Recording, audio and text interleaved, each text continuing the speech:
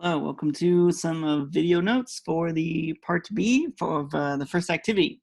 So if you remember the first part of our blood units, we went through a simulation of a bunch of patients coming into our hospital, which patients we need to help, and we learned about the importance of specific systems and organs like heart and the brain and the lungs, and why blood is so necessary, and if someone is bleeding a good amount or if their heart isn't beating, and why we have to address those issues very, very quickly.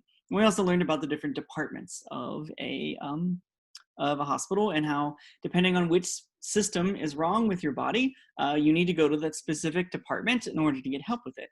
So today we're going to be continuing on with this, and we're going to learn more about the complexity of your body. So we're going to learn about different things called tissues, different types of material that your body is going to be built from. And so you've probably already heard of these types of tissues before, like muscle tissue, that's what your muscles are made out of, right? Nervous tissue, that's what your brain is made out of. You have heart muscle tissue, that's what the heart is specifically made out of. Your skin, right? Skin is a type of tissue around your body. Your bones are a type of tissue. In order to do this, if you're, unfortunately, you're not doing this in class, if you're doing this through the video, we're going to look at the dissection of a chicken wing in order to look at the different tissues that we see inside layers of a chicken, which are actually the same types of layers that we would see inside of our own bodies. And if you did get to do this in class, then you would remember the fun of getting to dissect a chicken wing and look at the different tissue layers. So if you remember, here we're at our hospital, and so now things have quieted down a good amount. We took care of those patients that have come in, and now maybe we should go over to the medical school and do a little bit more studying. So we're going to look at some dissections today. And so a dissection is when we cut into something in order to learn more about it. It's not the same thing as a surgery. A surgery is where we cut into a living thing and we try to help it by, removing something or fixing something that's wrong with its body, and then we close it up and hope that it continues on. Dissection is typically when we cut into a non-living thing, something that's already dead, and to learn more about the insides of the body or of that organism. So we head over to the school, and here we're hanging out with one of the doctors, and he wants us to take some time to think about differences in the tissues, because as we go through the chicken wing dissection today, we're going to look at the different tissues that make up like the arm of a chicken, which is very similar to the arm of your body in some ways. And the different tissue layers are all going to be designed to do like very specific jobs, right? Your skin has a very specific role. Your muscles have a very specific role. They do something specifically to make your body function. So all these different tissues, they come together and they build complex things like organs, right? Like your heart is an organ, your brain is an organ, your lungs are an organ. And so the different properties of the tissues can have a lot to do with how they help an organ do its job, or they help your body do its job. And so here we've got two organs that you might be, have heard of before. We've got the heart on the left side and we have the lungs on the right side. And so on page 5, what you're going to do is just take some time. You can pause the video so you can look at these images and look at the heart and look at the lung and look at those images and think about what colors, what textures, what are the features of the tissues that make up these organs, and how are they different from each other? Why is, what's the heart tissue look like versus what the lung tissue might look like? Okay, so pause the video and give that a shot. All right, you did that. Right, good. So you're pausing and making sure that you're doing the activities like you're supposed to. Okay, so then let's look at each one of them, and let's just take some general notes on page 5 about the different organs, the different tissues that we find inside of a heart and we find inside of the lungs. So here, looking at the heart tissue, we can see first off, the heart tissue on some parts of the heart, it can be very, very smooth on the inside. There's a smooth lining for the tissue inside the heart.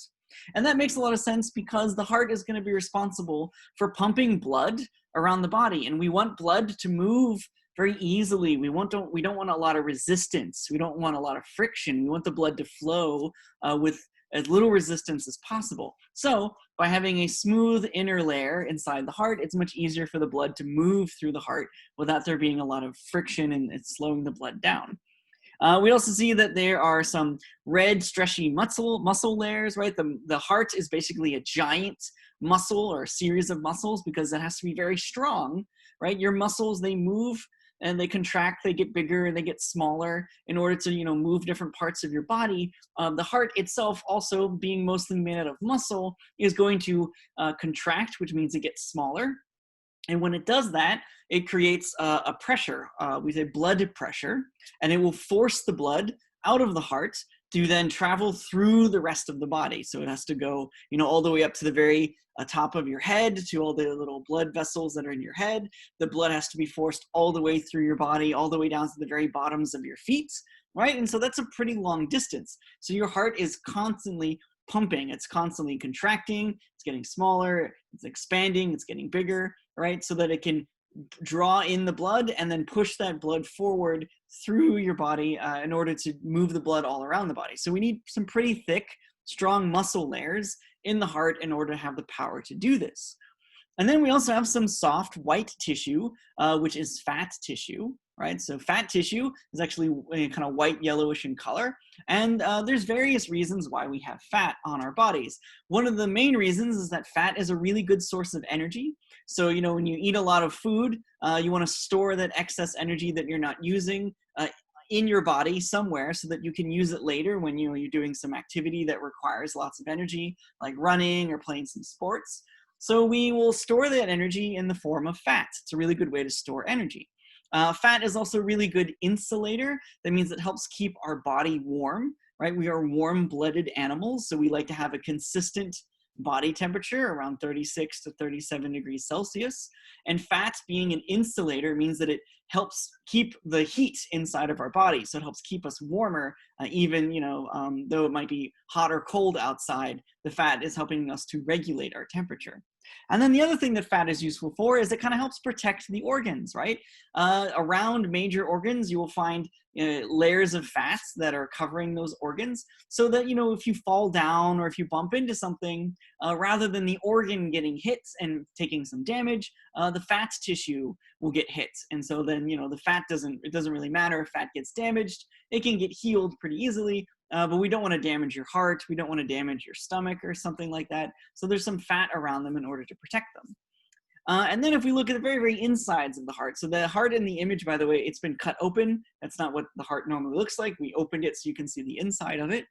We see these really, really strong white tendon tissues. And so what they're there for is for opening and closing special doors that make sure that the blood always pumps a single direction through the heart, always going one way through the heart. We have a one-way system inside of our circulatory system. And we'll learn more about the structure of the heart, and we'll learn more about these special doors when we get to another series of units in our A&E section. Okay, so that's our information about the heart. So then now let's look at the lung and look at some of the special tissues we have there. So the lungs, they have a windpipe here, right? And they have what we call a C-shaped cartilage, or like cartilage rings. And actually you can feel them on your neck. If you take your finger and you just push kind of lightly or along your neck, going from like under your chin, down towards your throat and then kind of back up again. And you can feel it's kind of bumpy. There's like ridges and valleys, right? So those are the ridge parts. Those are these C-shaped rings. They're kind of like circle rings made out of cartilage. And they're there to hold the windpipe open. Remember, the whole point of the lungs is for the respiratory system. It's to bring oxygen into the body and to get rid of CO2, right? So it's much easier for gases to go from one place to another if there's space for them to move through. So by keeping the windpipe open, it's a lot easier for the air to go, from your mouth through your throat down into your lungs, right? So that's what they're there for, to hold the windpipe open for us to make breathing a lot easier. And then another feature of the lungs is the lungs themselves are really, really spongy tissue. That means that they have a lot of air space inside. So that means there's a lot of place for the gases to go. There's a lot of place for oxygen to go so that it can easily move from the lungs and get into the blood. And there's also space for the CO2 to leave the blood and go into the lungs so that when you breathe out, you get rid of the CO2, you get it out of your body. And it means that the lungs can expand and contract really, really well. They can stretch and get really, really big as they fill with air, kind of like as you blow up a balloon. A balloon, when it's blown up, is really, really big compared to when it's not blown up, when it's just like a small deflated balloon. And so your lungs are very similar to that. So they can stretch a lot because of this spongy material, in order for us to have as much oxygen as we can to get into our lungs so that we can have it inside of our body. So here's some of the special features we have for the heart and some special features we have for the lungs. And so what we're thinking about when we look at these different tissues, there are lots of different types of tissues. There are hundreds of different types of tissues inside of your entire body, right? There's your skin tissue, your muscle tissue, your nerve tissue, liver tissue, your stomach is made up of a bunch of different tissues, right? Your bones are tissue. And so in order to have the reason why you have all these different types of tissue is because they're all designed to do really, really specific jobs, right? The lung tissue, it's designed to be able to stretch a lot, to be very, very spongy, to allow oxygen from the air to get into our body and CO2 in our body to get back out into the air, right? It helps us with this movement of gases. The muscle tissue that makes up the heart, it's a little bit different from the muscle tissue that you have inside of your arms and your legs. If you guys are ever, running or doing exercise, your muscles, they can get tired, right? And so you need to take a break. They might get sore. You might not really want to run the next day because your body hurts, right? Your heart can't do that. Your heart always has to be pumping or you could die. Remember, we learned about that in the first part of the activity. So your heart muscle it doesn't get tired. It just keeps pumping over and over and over again. Every day, every minute, every second of every day that you're alive, your heart muscle is constantly moving, right? And so being a special type of muscle, it's able to do that. It's able to keep the heart pumping. So all these different tissues are designed to do very, very specific jobs. And that's why our body has all these complicated systems and all these different complicated parts, because they're built from really special tissues that can do very specific jobs. Okay, so let's think about another part of our body. Let's think about our legs, right? So if you were able to kind of look through your leg with like a special like kind of x-ray vision, you could go layer by layer by layer, right? Think about what would be inside there. What would the layers look like, right? So you can look at your leg right now, right? You can see the outside of your leg is skin, right? You can, it's stretchy. You maybe have some like hair on your legs or something like that, right? And then very, very deep inside of your leg, there is a bone, right? You can actually feel it, maybe your shin bone or your knee, right? You can kind of knock on it a little bit. You can hit it a little bit with your finger, and you know that there's a bone in there. You can feel that hardness of the bone material. But there's a lot of other tissue layers that are present. We've got some connective tissue kind of holding everything together. We've got some muscle tissue to help move the leg, right? We've got cartilage, which is kind of like bone, but a little bit softer. Of course, we have some fat, right? Some fat underneath our skin in order to help keep us insulated and help protect our body parts. So what we would do if we really want to investigate these layers is we would do a dissection, right? We want to learn about these tissue layers. Now, dissecting a human leg would be great, I guess, because it's a human leg and it would be the exact kind of representation of your leg. But we don't always have access to a dead human body in order to do a dissection. So we can use something that's very similar to humans, right? And actually, the tissue layers of birds and of mammals are actually very, very similar to human beings. So we can actually do a dissection of a chicken leg, and we would find the same type of tissue layers that we would find inside of our body. So what we would go through, and there's lots of other animals that we could dissect, but chicken is pretty easy to get. We just go down to the store, we buy a chicken leg, we buy some chicken wings, and then we can just do a dissection very easily, rather than cooking it and having it for lunch. So what we're gonna do, or what you're gonna have to do, is obviously, because you're doing this online, you're not gonna actually get to do the dissection, sorry. But we're gonna show you a video a woman going through the process of cutting up a chicken leg and going through the different tissue layers and explaining them. And so as you watch the video, and you can pause it and rewind it, if you need to, what you want to do is here at this table in your note packet, you want to take some just general notes of the different layers as she explains them, right? As she shows you the skin, to write down some descriptions. What does it look like to you, right? What do you think it might feel like? Even though you can't touch it right now, describe how it might feel, and what properties does it have? And then write down, what do you think it does? Why do we have the skin? What is the main job of skin tissue versus other types of tissues, right? So we're going to look at skin layer. We're going to look at some of the white tissue that's underneath the skin, soft white tissue between the skin and the muscles. So that would be our adipose tissue or our fat tissue. They might say adipose tissue in the video. I can't remember. Adipose and fat are the same idea. Muscle layer, some white tissue between the muscle and the bones. They'll talk about that. The bones. And then, of course, we're going to look at some really special tissue that's inside the middle of the bone as we go through this video. Okay, so I'm going to start the video now. It's going to play on your screen. And of course, if you need some more time or you need to watch some part of it again, just pause my video and you can go back and rewind and do another section. Hey guys, Catalina here. I am the labs manager at Discovery Place Science. Today we are in my kitchen getting ready to dissect a chicken leg. Now you may be wondering, why a chicken leg? Well, it turns out that many animals, including chickens, have similar bone and muscle structures to humans. Today we're going to compare the structures we see in the chicken leg to the structures in our very own body.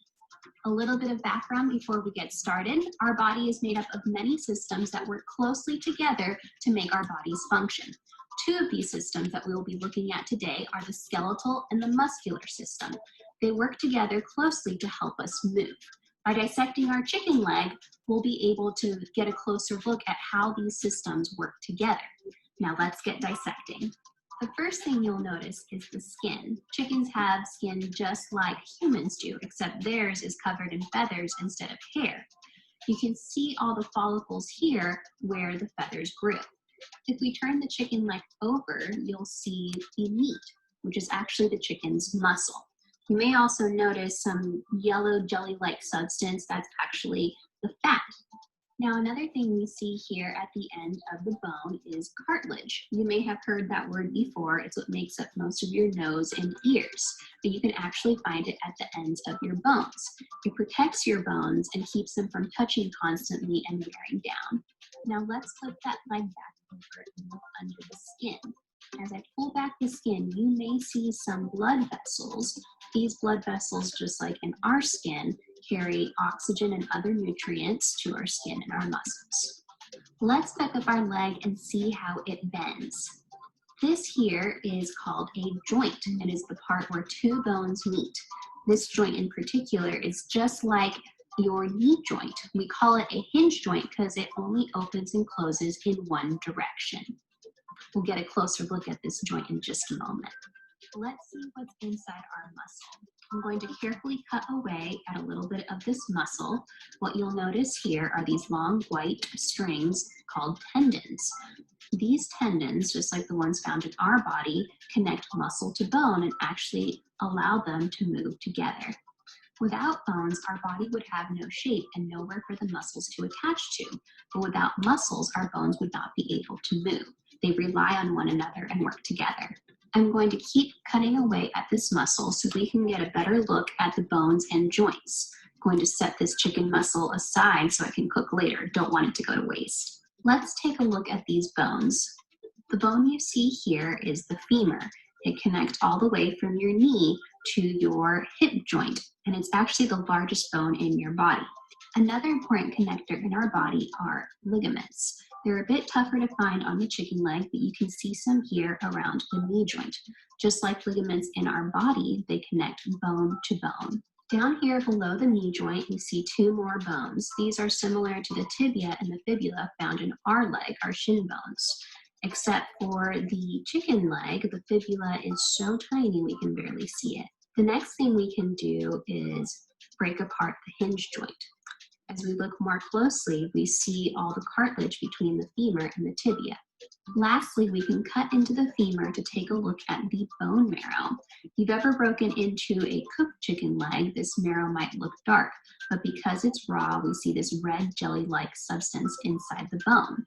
This bone marrow is where all of your red blood cells are made. Thanks for joining me today. I hope you've enjoyed learning how to dissect a chicken leg.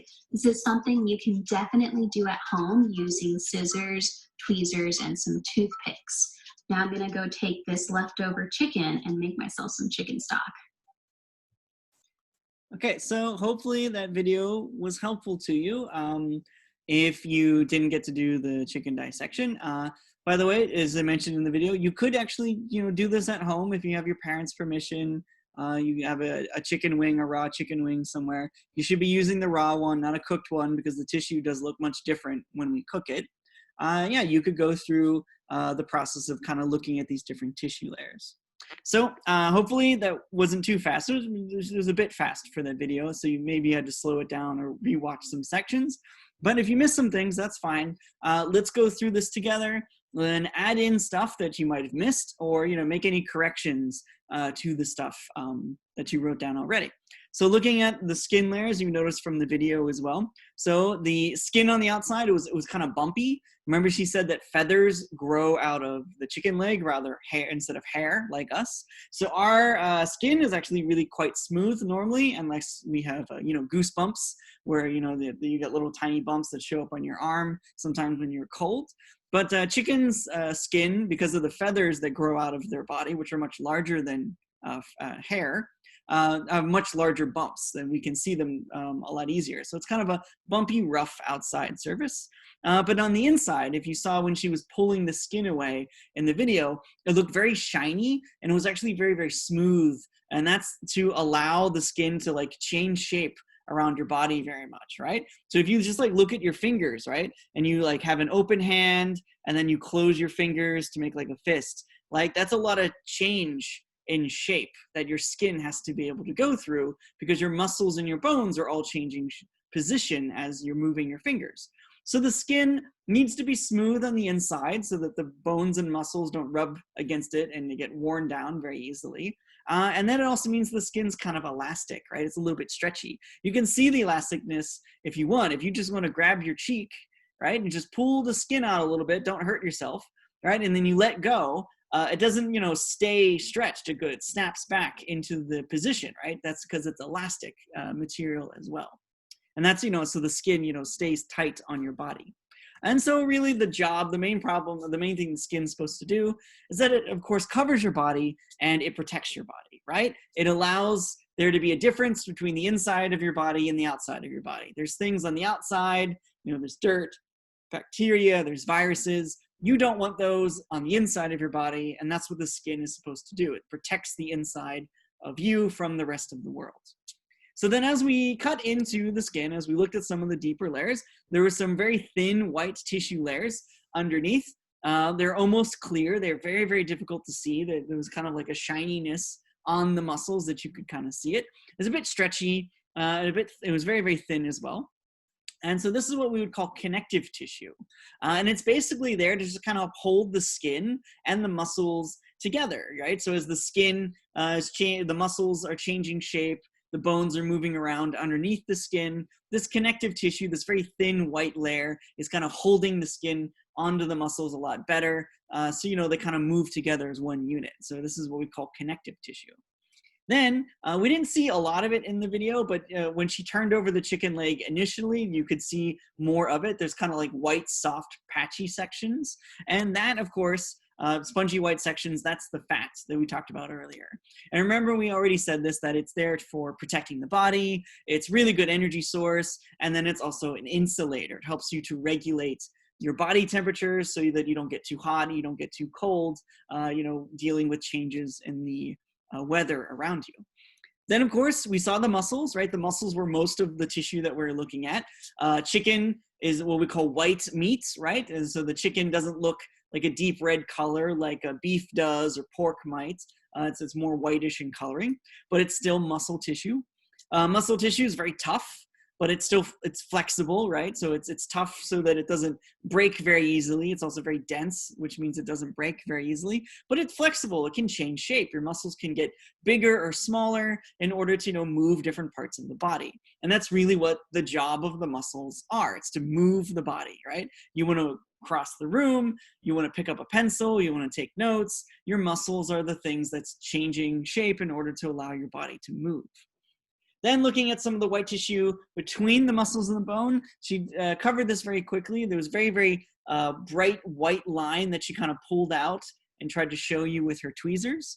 That is a tendon, right? And so they're very tough. They're very hard and also very dense. They're like muscles. They're a little bit flexible, but not nearly as flexible, because their main job is to really hold the muscles and bones onto each other, right? They're very important because if the muscles change shape, in order to move your body, your bones have to move as well in order to physically carry the body. Because even though the muscles are what move the body, right, the bones actually hold the body. That's what the body is built around, is those bones. So in order to move the body, you need to move the bones. And so in order for that to happen, the muscles and the bones have to be attached to each other. And so we have these really strong fibers, elastic fibers, called tendons, and that's their responsibilities to connect these two parts of our body. Then, of course, we saw the bones. You saw when she cut away all those different layers of muscle, we got all the way down to the bone, right? And we started showing you the two different points. And it was a hinge joint, right? So just like your elbow, it could open to a certain extent, but then, you can't open it anymore. And so the bones, obviously very hard, very dense. You can feel the bones inside of your body, right? If you push through your skin enough, you'll feel them. And they're not very flexible, right? Bones do not bend very well. And if you bend them too much, they break, right? Maybe some of you had a broken bone at some point in your body, at some point in your life, somewhere in your body. Thankfully, bones can repair themselves if you give them time, but it's very slow to recover. So you have to be careful. You don't want to break any bones when you're doing activity.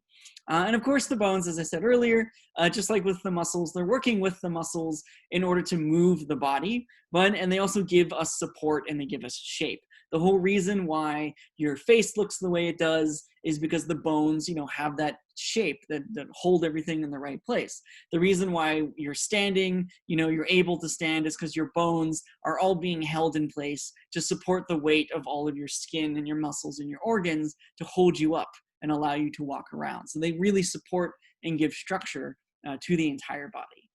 Now, the last one, it was right there at the end when she broke the bone in half, right, and down into the middle, and you saw a red jelly-like kind of chunky layer that was in the middle. Unfortunately, she didn't really get it right up to the camera so you could see a little bit better, but it was kind of deep red in color. That's very special material that we're going to learn more about a little bit later in this unit. It's called bone marrow. So the center of the bones is marrow, so we call it bone marrow. And it's not hard, right? It's a jelly substance, right? Your bones are actually kind of hollow to allow space for the bone marrow to exist. And inside the bone marrow, there's actually a couple things that bone marrow does, but one of the most important things the roles that the bone marrow has is it makes your red blood cells. So that's why when she broke it open, it was so red in color, so dark red in color, because of the whole bunch of red blood cells are being made inside of that tissue layer. So inside your bone marrow, new red blood cells are going to be made, and then those red blood cells will get added to your blood, right, and get moved around your body to help keep you alive, right? So very important tissue layer that we will learn a little bit more about it as we go through our units. Remember, our units is called blood, right? So we are going to learn a lot about what blood is and how it works. Okay, so hopefully this was pretty interesting to you and pretty clear. So if you need to, you can pause the video if you need to take more of these notes down. But if you're ready to move on, we just got a few more slides, a few more practice questions to go through for this part of our unit.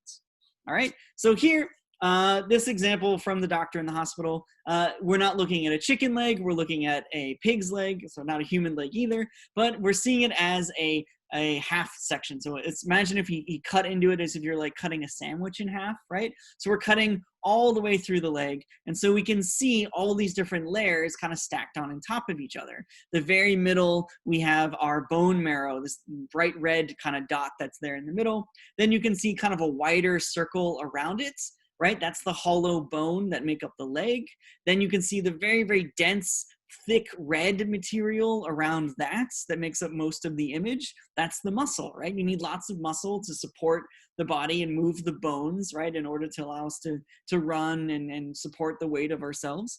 There's some fat tissue. There's some bright white type of layers between the muscles. That's the fat that help insulate the body, help give us energy. And then you have a kind of a thin connective tissue layer between the muscles and the skin. And then of course the outermost layer, we have skin, right? Then that's there to protect our body. So here it's just another way to look at these layers kind of all working together to build something, you know, large and complex, like a leg, right? A leg is a really complicated thing, but with all these tissue layers working together, doing these very specific jobs, right? We can get something as complicated as a leg from, you know, them working together.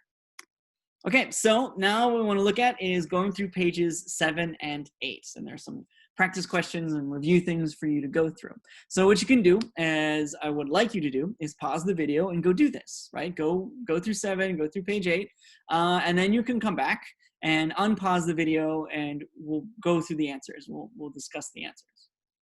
All right, so you did this, right? You did not just gonna keep watching the video, you're gonna actually try to make sure that you're doing this appropriately. It helps you learn, it helps you do better on your tests if you follow the instructions, right? Okay, so let's go through this on page 7. We got a nice little quiz. See, you know, which did you put down, right? So different colors in a kidney, for example. Why do we have different colorations in something like a kidney? Remember, the different colorations that we saw in these images are because of the different types of tissues, right? Tissue layers, different types of tissues are where we get the different colors in the heart or in the lungs or, you know, in the leg like we saw today. The pink tissue in a pig's leg, what is that pink tissue? That is what allows the movement. That's the muscle tissue. They're saying pink. It's more like a reddish pink color, but they mean the muscle tissue in this example. The white sticky tissue that's underneath the chicken's skin. So what was that kind of spongy white tissue? That was the glue, not the glue, sorry, that was the fat, right? So that's the material that helps insulate the body and also helps protect the body and also gives us some energy because fat's a good source of energy. Then we have a hard white material tissue that's in the center of the leg, right? Being hard, being very dense. That of course is going to be the bone that's in the middle of the leg. Skin tissue, what is the point of skin tissue? Why do we need it? We need it for protection, right? It protects the inside of the body from outside and the rest of the world. And then the organs need more than one type of tissue because this idea that each tissue does a very specific job, right? And so we need all these different roles in order for us to stay alive. We need to be protected. We need support. We need movement. We need, you know, fat for insulation. So by having these different tissues, we're able to have these different jobs being fulfilled. So that allows us to, you know, to live, to be a complicated organism like us. Okay, so hopefully this was pretty clear, right? You made any corrections, any mistakes you might have made. So now let's look at the next part, right? So here is very, very extensive revision of looking at the different digestive systems, the different systems in the body, all their functions, or the general functions, sorry, and some of their major organs. So you might have put down a lot more information than what I'm going to show. It would be good just for you to have, again, a general understanding of each one of these systems. What do they do in order to keep us alive? And then have some idea, you know, 1 or 2 of the major organs or the major parts of that entire system. Okay, so let's go through each one of these. So first, our digestive system. What's the point of the digestive system? It's there to break down food. It's to help us get nutrition into our body. So they break food down, they break nutrition down so that cells inside of your body can actually use it. So the different parts of your body can use it. So this would be things like your mouth, your stomach, your liver, your gut, which you could say for like small intestine, large intestine, all the different parts that make up the stomach area of your body. You can call that the gut, okay? Then we have the respiratory system. Role of the respiratory system, of course, is for gas exchange, oxygen get into the body, CO2 get out of the body, right? That's why we need to have a respiratory system. Major parts of this would be like the windpipe, or you could say throat. That's another word you could use. And of course, the lungs. We need the lungs in order to help with the movement of the gases. The circulatory system, main function of that is to move blood around the body, right? And by moving the blood around the body, oxygen and nutrition are moving around the body too, right? So that's really why we need to do it. We need to move the blood. Why do we need to move the blood? Because oxygen and nutrients are in the blood and all of the body parts need oxygen and nutrients, right? The main parts of the circulatory system, this would be like your heart, your veins, and your arteries, right? So the tubing that's carrying the blood after it leaves the heart. Those would be the veins and the arteries. Our nervous system, right? The main function of this is to help control movement, help control information moving around your body, controlling your muscles, making your muscles change shape. That comes from your nervous system.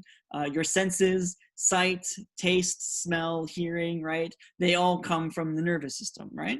The main part of this would be your brain, your spinal cord, and of course the nerves that you have moving all throughout your tissue so that you can control movement and detect things with your senses. Excretory system, or also you might see it as the urinary system. Its job is to remove waste material from the body. Specifically, it cleans the blood, right? It helps get bad waste material out of the blood that eventually becomes urine that you get released from your body from that way. The main organs would be like your kidneys and your bladder. Your kidneys clean the blood of the waste material. The urine collects in the bladder, and then when you go to the bathroom, you get rid of the urine. You empty your bladder, basically. Your skeletal system, again, with your muscular system, they're going to be working together. Support, give shape to the body, and also major part is supplying movement, allowing movement for the body. Major part with this would be your bones, your joints, right? The parts where the bones are fit together in order to move better. That would be called a joint. And then your reproductive system. Of course, the reproductive system, every living thing needs to be able to reproduce because living things die. So the only way for life to continue is if we reproduce, right? So everyone has a reproductive system. The reproductive system is there to allow for the production of new living things, for babies to be created so that life can continue. And these would be things like testes, ovaries, and things like the penis and the vagina, which are the main organs for the male and female reproductive systems. Okay, so hopefully this wasn't too difficult. Maybe you had to jump on the internet a little bit to look up some of these ideas. But if you missed anything or there's some details you wanted to add in, pause the video and then you could continue to add this stuff in. Okay. All right, so then finishing up, we've just got a few more questions here. First, naming 5 organ systems in the body and saying what they do, and naming 5 different types of tissues that we looked at in our chicken leg, right? So this should be not too difficult for you. We've talked about a good number of systems already in the first lesson. We talked about a bunch of tissues today, and we looked at the chicken wing. So hopefully you're able to do this. Looking at our systems, you say digestive system, nervous system, respiratory system, excretory system, circulatory system. There's more than this, so you don't actually have to have these 5, but these are maybe the 5 that most of you are going to think of first. There's other ones on the earlier part. We had other systems in the earlier sets of questions. So as long as you've correctly named 5 systems and you have a good general explanation for what they do in order to help us stay alive, that's what's required for this question. Then for the last part here, 5 different tissues in the chicken leg. We saw skin, we saw fat, nerve tissue, muscle tissue, bone marrow. You could have put connective tissue as well. You could put tendons, that would have been fine as well. And again, as long as you have the correct explanation for what these tissues do in general in order to protect, in order to keep our body functioning, keep us alive, that's perfectly fine. Okay, so again, if you had problems answering this question, or if you need some more time to kind of check your answers against the examples I'm giving you, please, pause the video and take some more time. Okay, but that is it for today's notes. And if you have any questions, just please let me know.